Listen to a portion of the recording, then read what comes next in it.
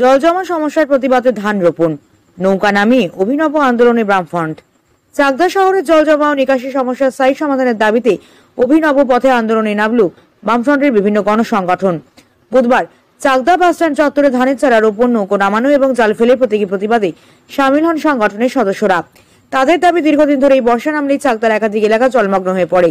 রাস্তাঘাটে হাঁটু জল জমে দুর্ভোগে পড়েন সাধারণ মানুষ। বারবার প্রশাসনের দৃষ্টি আকর্ষণ করা সত্ত্বেও মেলেনি কোনো স্থায়ী সমাধান। বামফ্রন্টের নেতৃত্ব জানান, শুধু বাসস্ট্যান্ড নয়, শহরের একাধিক গুরুত্বপূর্ণ এলাকায় নিকাশি ব্যবস্থার হাল একেবারে বেহাল। মানুষকে এই সমস্যার মধ্যে পড়ে দিন কাটাতে হচ্ছে। তাই এদিন অভিনব এই কর্মসূচির মাধ্যমে প্রশাসনের ঘুম ভাঙানোর ডাক দিলেন তারা। স্পষ্ট জানান, আগামী দিনে যদি দ্রুত স্থায়ী পদক্ষেপ না নেওয়া হয় তাহলে আন্দোলনের ধার আরো তীব্র হবে। সাধারণ মানুষকে সঙ্গে নিয়ে পথে নামবে বাম সংগঠনগুলি। মানে কতক্ষণ চলবে ভিডিও? 8টা পর্যন্ত।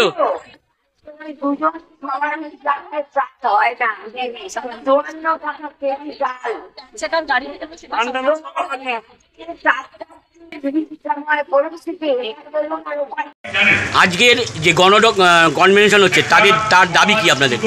আমাদের মূল দাবি হচ্ছে রাস্তাটা বেহাল অবস্থা, যাতায়াতের অবস্থা বন্ধ এবং ব্যবসায়ীদের ব্যবসা প্রায় বন্ধ। এর থেকে পরিত্রাণ পাওয়ার জন্য রাস্তাটা পুনর্নির্মাণ করতে হবে, রাস্তাকে উঁচু করতে হবে, দুই পাশে জল নিষ্কাশনের ব্যবস্থা করতে হবে, মাঝখানে ডিভাইডার করতে হবে। এই হচ্ছে আমাদের মূল দাবি। এই যে একটা সময় আপনিও পঞ্চায়েত প্রধান ছিলেন, এখান দিয়ে আপনারা এর আগে যে মানে আপনাদের কর্মসূচি ছিল সেখানে আপনি বলেছিলেন যে এইখান দিয়ে একটা হাই ড্রেন ছিল, যেটা পঞ্চায়েত জেলা পরিষদ থেকে করা হয়েছিল। সেই ড্রেনটার আজ কী অবস্থা?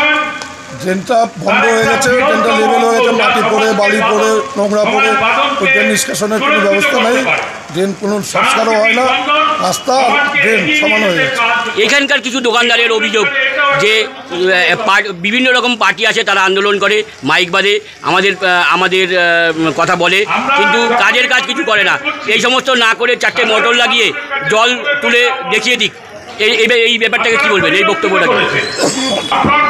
লাগানো যেতেই পারে, কিন্তু এই জলটা যাবে কোথায়? সমস্ত পুকুরগুলি কানায় কানায় ভর্তি।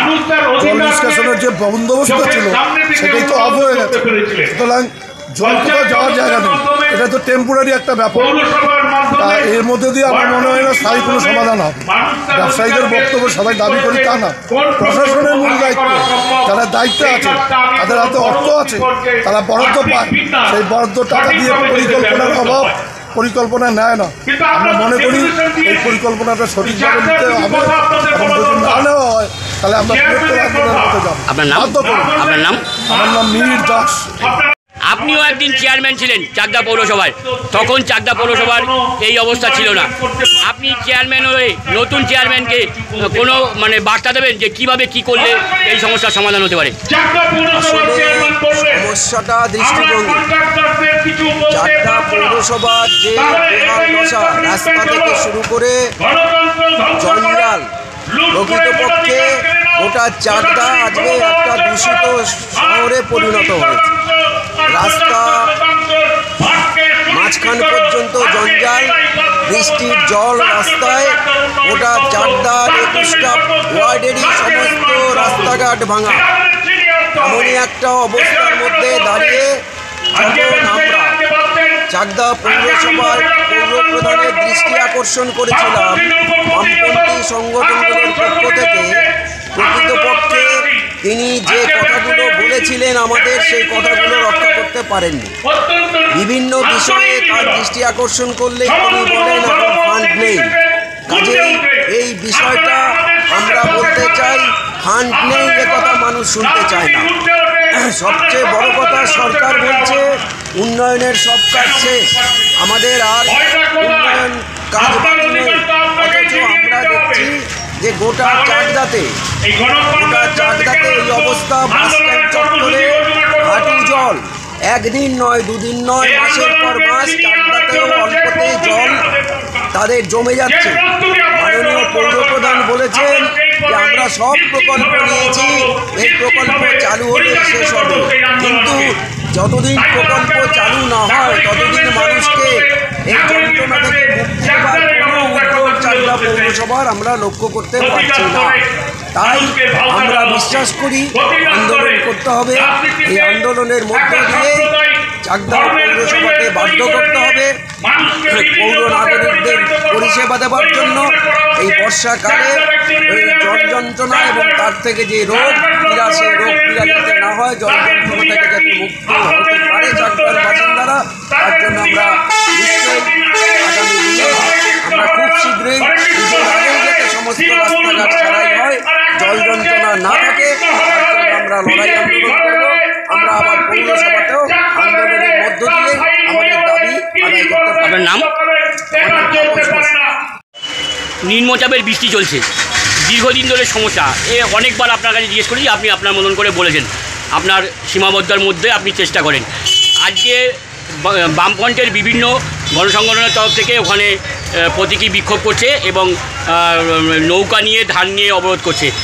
ওখানকার যে ব্যবসাদাররা, তাদের সাথে আমরা কথা বলেছিলাম, তাদের বক্তব্য হচ্ছে এই সমস্ত করে কোনো লাভ নেই, এই সমস্ত না করে আমাদের যে সমস্যা, সেই সমস্যা সমাধান করুন। আমরা জিজ্ঞাসা করছিলাম যে আপনার ব্যবসায়ী সমিতির সাথে কথা বলেছিলেন, ব্যবসায়ী সমিতি কী করছে? বলছে আমরা সব জায়গায় গেছিলাম, কোনো সমস্যার সমাধান হয়নি। আপনারা ব্যবসায়ী সমিতির তরফ থেকে কোনো রকম সমস্যার সমাধানের চিন্তাভাবনা করছেন? আমরা অলরেডি এই জায়গাটা নিয়ে আমরা এর আগে পূর্বে আন্দোলন করেছি, আপনারা জানেন। বিভিন্ন কিছু করে দেখা গেছে অরিজিনালি এই টাকাটা কোনো স্যাংশনই হয়নি। আমরা জানতে পারি, আমরা জানি যে এই টাকা স্যাংশন হয়েছে, রাস্তা হবে, ড্রেন হবে, কিন্তু এখন বুঝতে পারছি এখনও পর্যন্ত ফাইনালি কোনো স্যাংশন হয়নি। কিন্তু ব্যবসায়ীরা ব্যবসা করতে পারছে না। আমরা পঞ্চায়েতকে চিঠি করেছি, সভাপতিকে চিঠি করেছি, কোনো সুরাহা হয়নি। বাধ্য হয়ে আমি চেয়ারম্যানের দ্বারস্থ হই। চেয়ারম্যানকে বলি যে আপনি যে গাড়িটা এনেছেন সেই গাড়িটা আপনি আমাদের দিন। তখন বলছে আমি পৌরসভা অবধি করবো, পঞ্চায়েত আমি যাব না। আমি বলি পঞ্চায়েত আপনি করে দিন, যা খরচা আমরা বহন করবো ব্যবসায়ী সমিতির তরফে। তখন উনি বলেছেন না, পঞ্চায়েত থেকে এটা করুক, খরচাটা করুক, আমি গাড়ি দিতে রাজি আছি। আমি ওখানে মাননীয় স্বপন সিং পঞ্চায়েত প্রধান, তাদের সঙ্গে কথা বলেছি, বিডিওর সঙ্গে কথা বলেছি। বিডিও বলেছে আমরা টাকা পয়সা দিয়ে দেবো, গাড়িটা উনি দেবে বলে। আমি বললাম তাহলে আপনি চেয়ারম্যানের সঙ্গে ইমিডিয়েটলি কথা বলুন। আমি চেয়ারম্যান, ভাইস চেয়ারম্যানের সঙ্গে কথা বলেছি, ওরা এগ্রি হয়েছেন, গাড়ি দেবে। আপনারা যদি খরচ দেন তাহলে কিন্তু জলটা উঠে যায়। ব্যবসায়ীরা আপাতত রিলিফ চাচ্ছে যাতে জলটা উঠানো যায়। যেটা দিয়ে করা ব্যয়সাপেক্ষ ব্যাপার, এটা যে প্রশাসনিক ব্যাপার করতে হবে। তা কালকেও রাত 1টার সময় স্বপন সিং ফোন করেছে যে গাড়ি উনি দেবেন। আমরা আজকালকের থেকেই আমরা ওটা শুরু করব এবং জলটা তুলবো, এমন ব্যয়ভার সব আমরা খরচ করব। কালকে রাত 12:30 পৌনে 1টা নাগাদ আমি পঞ্চায়েতের ওদের সঙ্গে কথা বলেছি। কথা বলার পরে তারা বলেছে না, আমরা সবাই বহন করব। বিডিও সাহেব বলে দিয়েছেন আমরা টোটালটাই বহন করব এবং চেয়ারম্যান গাড়ি দেবেন, প্রতিশ্রুতি দিয়েছেন। আমরা কাজ শুরু করব 2-1 দিনের মধ্যে। আপনার নাম? আমি চাকদা ব্যবসা সমিতির সাধারণ সম্পাদক বিশ্বনাথ দে হালদার।